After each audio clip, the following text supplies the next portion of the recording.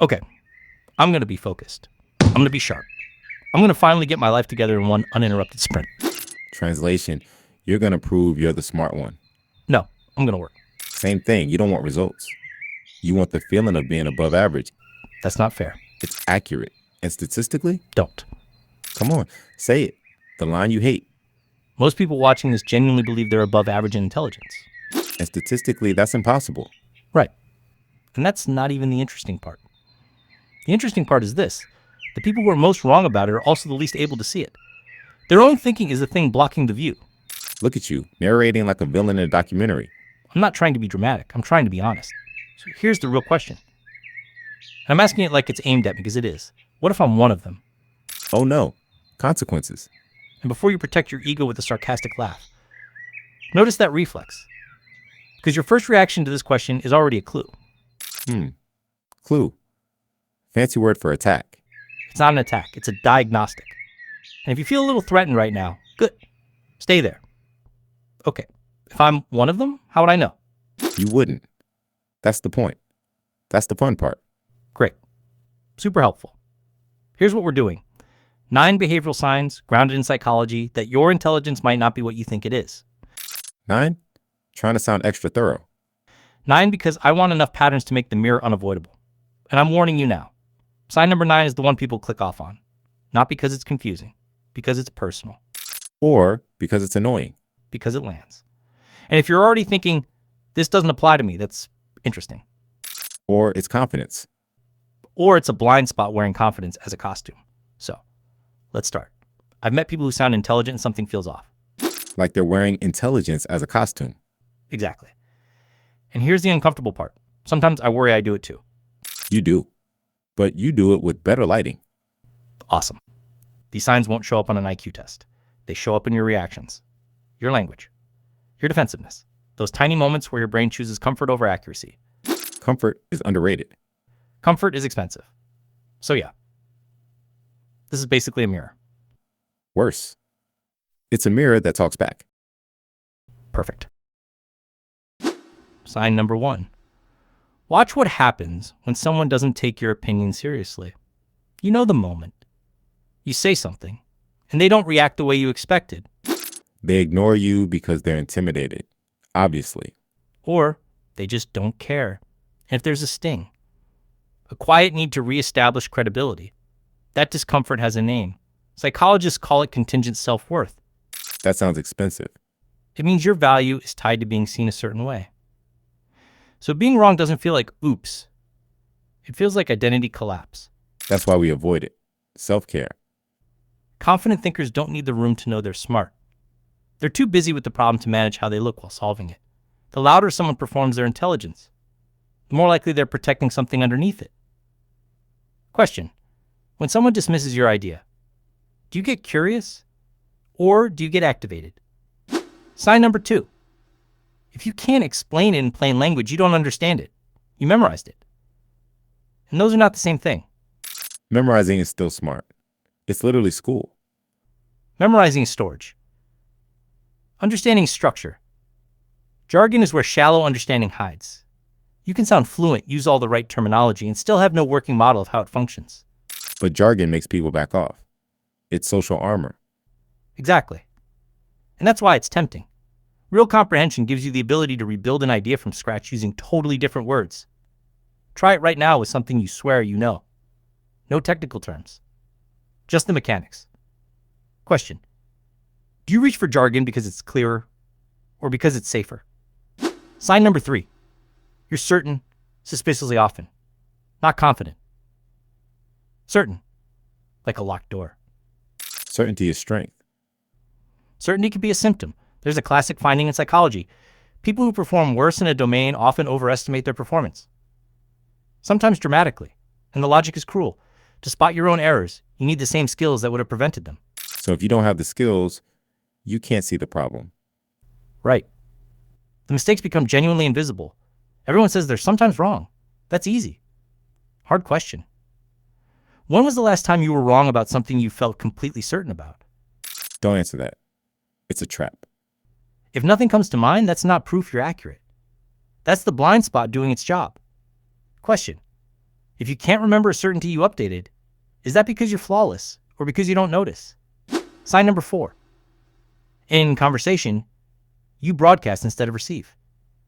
You're not listening. You're waiting. Waiting to deliver the perfect line, which is important. Every conversation is a data set. The other person has experiences, frameworks, information you don't have. If you spend the conversation broadcasting, you walk out with exactly what you walked in with. You use the interaction to perform understanding rather than build it.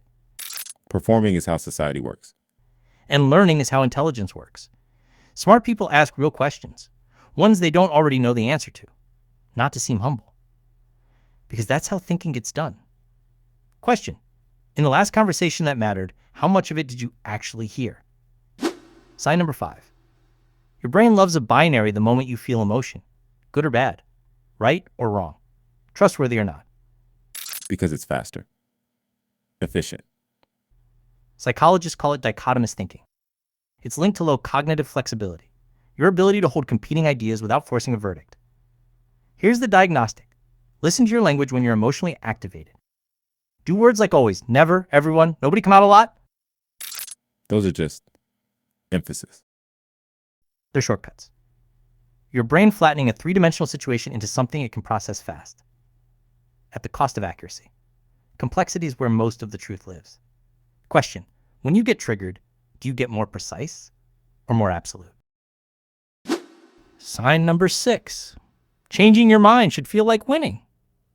You just got closer to the truth. Or you look weak. Let's not ignore optics. For most people, it feels like losing. Like admitting they were stupid for believing what they believed before. So when contradicting evidence shows up, the brain doesn't update.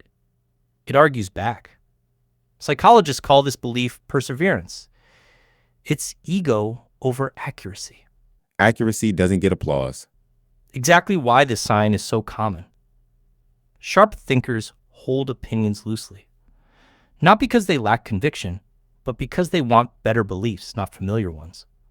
Question: last time someone challenged you, did you listen, or did you already know you were going to disagree?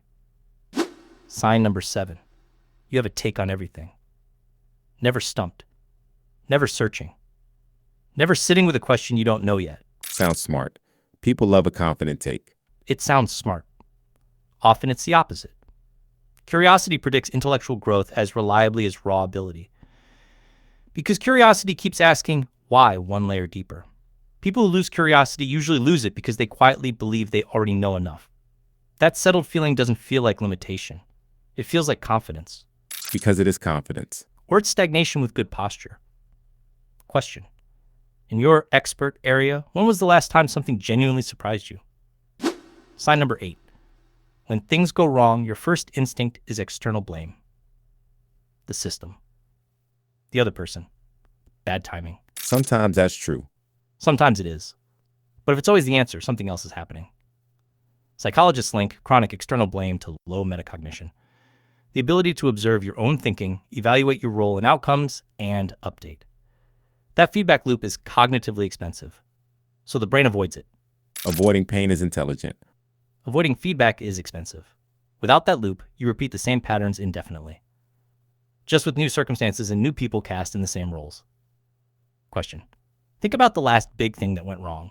How much energy went into understanding your contribution versus building the case for why it wasn't your fault? Sign number 9. Your opinions fused with your identity, so disagreement feels like an attack. This is the one people hate, because it exposes the whole game. Or because people are rude online. Watch what happens in your body when someone disagrees with you. Do you evaluate, or do you react like you're defending your life? Because you are defending your life, socially. Exactly. Your nervous system doesn't hear new information. It hears, you are not intelligent, so you don't explore. You perform dominance. You don't update. You retaliate. Retaliation is satisfying. It's also a confession. Here's the acid truth. Intelligence isn't just having good ideas. It's being able to let bad ones die without feeling like you're dying with them. So ask yourself one question that changes everything. Am I protecting the truth or protecting my image? Okay. I felt it. Like multiple times. And I hate that I felt it. Of course you did. You're human, also fragile, mostly fragile. The point isn't you're dumb. The point is your brain is incentivized to feel smart, not be accurate. So the real enemy isn't stupidity. It's the need to be seen a certain way. The need to be safe. And for you, safe means right. So I've been chasing the feeling of intelligence instead of doing the work, which means I've been chasing something that looks like growth from a distance and feels like growth in the moment, but secretly keeps me average. Average is cozy.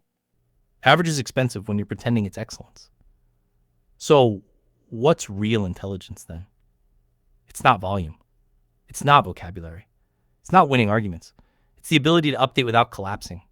That sounds annoyingly mature. It is. Thinking well requires tolerating discomfort. Most people confuse discomfort with danger. So the moment they feel threatened, they stop thinking and start defending. Defending works. Defending protects your image. Updating protects your future. So when I feel that sting, that heat, that urge to prove myself, I can treat it like data, not a verdict. Not, I'm stupid. Not, I'm smart. Just something in me is trying to stay safe. Look at you. Almost wise. Don't get cocky. Too late. Now here's the part that decides whether this video helped you or not. What part?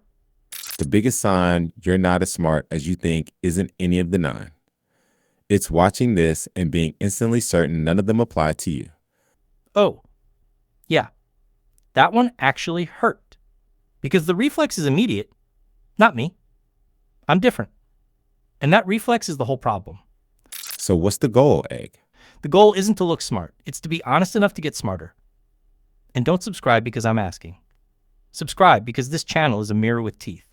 The kind that catches your blind spots before they cost you relationships, opportunities, or years of your life. And if this hit a little too close to home, there's one more you need to watch. It's about the people who go quiet when they're hurt.